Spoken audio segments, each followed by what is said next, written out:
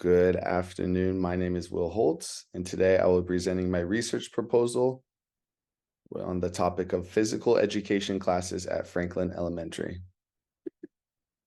So a quick little background to the problem. I first noticed this problem when I joined Franklin as a paraeducator in 2019. I was working as a paraeducator for a STC class, and I noticed that our students only had one 30-minute class time with the PE teacher, and it was once every 2 weeks. So it totaled to be 1 hour per month with the PE teacher.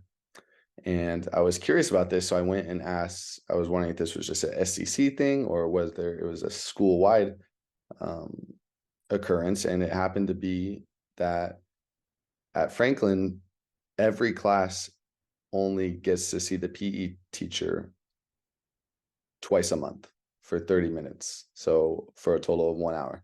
So why does this problem exist?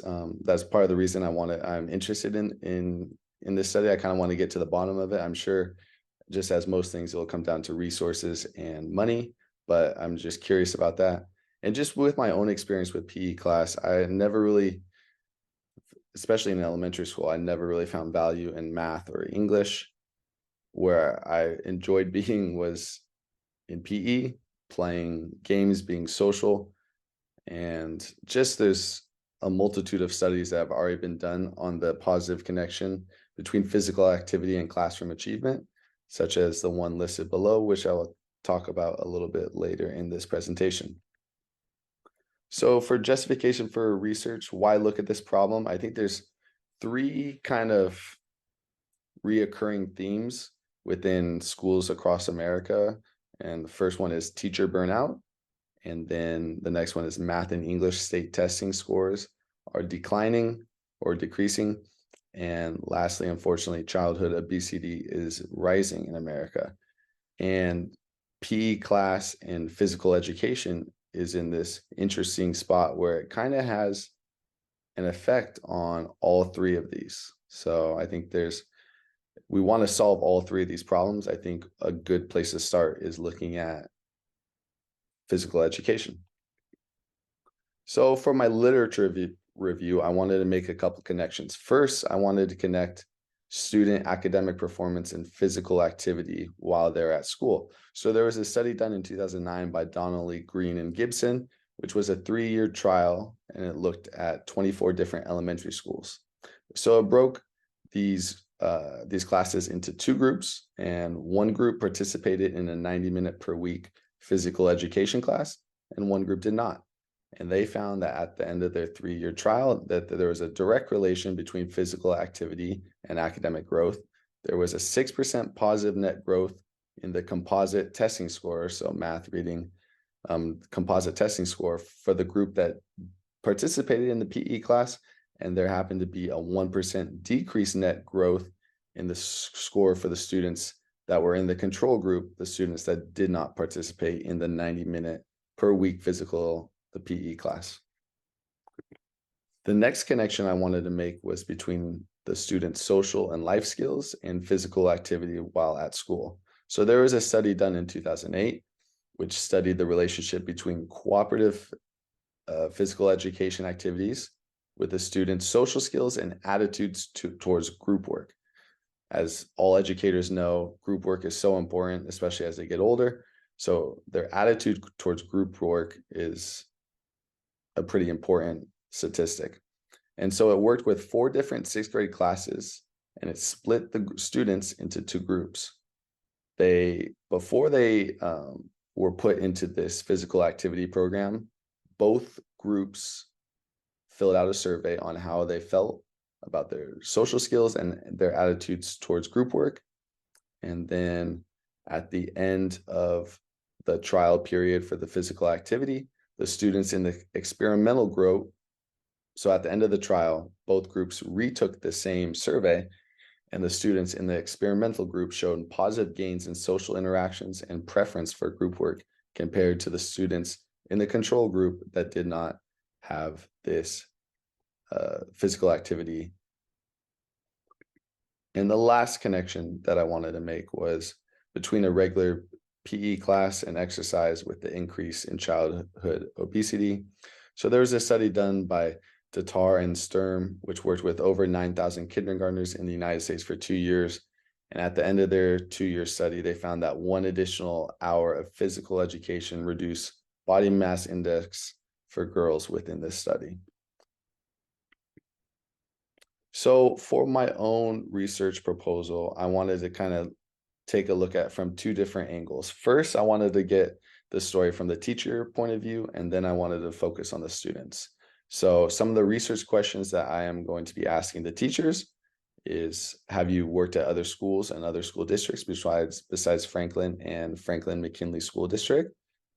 And if they write yes, I want to know what was their experience with PE classes at other schools and other districts.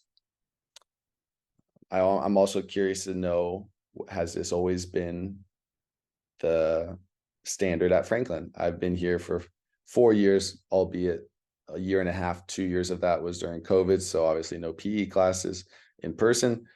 So I'm very new to Franklin. So I'm curious, has it always been like this? One cool thing about Franklin is that there's about 4 or 5 teachers that have been here for 15 plus years. So they can give me the full story. They can give me really good insights into how Franklin has handled PE classes in the past. So I also want to kind of get their opinion on how the students are doing in the classroom. And I wanted to ask them, does Franklin offer enough PE time for the students per week? And do they see a correlation between physical activity and student behavior and academic achievement within the classroom? So after asking the teachers those questions, I kind of want to get the angle from the student's point of view. So I'm going to ask the students, have you been a student at other schools and in other school districts besides Franklin or Franklin McKinley School District? If so, how long were your PE classes at other schools and how often per month? And then I want to ask them just kind of more social emotional side. Does going outside and having a PE class with a PE teacher help you in the classroom? How do they feel before the PE class and after, and whether having more PE classes would help them in the classroom? So I came up with 2 hypotheses for this. The first is I expect to find that Franklin and Franklin McKinley School District are below average compared to other schools and other school districts in the amount of minutes per month that students are in a PE class with a certified PE coach. And then lastly, I think I will come to find that there is a positive correlation between additional PE minutes for the students and student behavior and academic achievement in the classroom. So for the population / sample studied for this research project, for the teacher population, I will get data from all 23 elementary school teachers currently at Franklin. And then for the student, because there were just under 600 students at Franklin, I'm going to be taking a sample. We are a kindergarten K through 6, 6th grade school. And I would love to get a sample of 10 to 15 students per grade level to get a total of around 70 to 100 students for the study.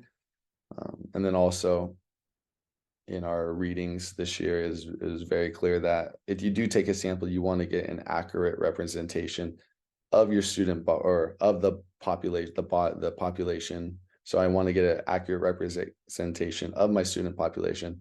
So I will be looking to sample students that accurately reflect the full student body. So anytime you are sending out a survey or participating in a study, it is important to get participant protection and to consider everything.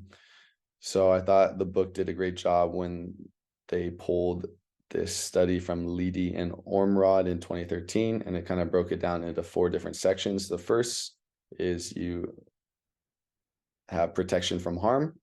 The second is voluntary and informed participation in the research study. The third, the right to privacy. And the fourth, honesty with professional colleagues.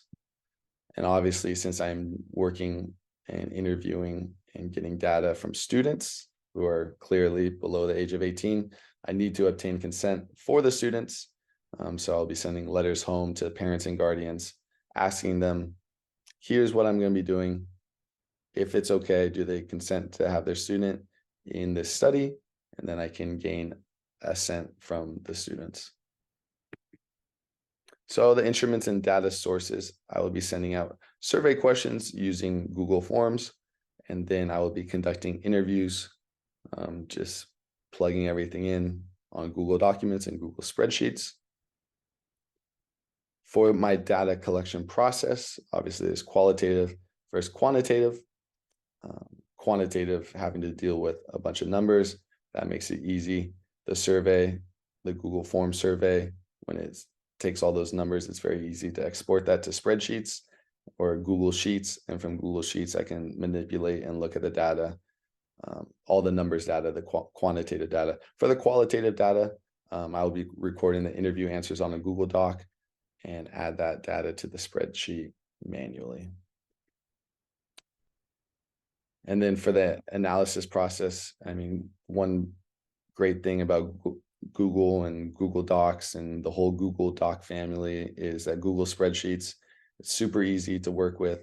You can look at trends, outliers, and relationships between the variables of the numbers of the data that you got. It's easy to take those numbers and turn it into a graph, and you can look at the data visually. And then from there, you can look for trends and outliers visually. And then for the quantitative data, sometimes it's a little bit harder to see any patterns, but there's this great program that I found online called Lexalytics, and Lexalytics helps to see any patterns in communication and notice any trends in qualitative data. So for reporting results, once all the data is collected and sorted through, I will report those results with the school principal and the district. Hopefully, we can look at the data, say, hey, here are the connections, here are the different variables, here's what the data is saying, here's what other schools in our district are doing, here's what other schools in our city are doing, and then we can come to a conclusion. And then I'll also look back and see if my hypotheses were, in fact, correct or if they were off. Then here are my references. And that is it. I would like to thank you for sitting through this presentation, and I hope you have a great rest of your weekend.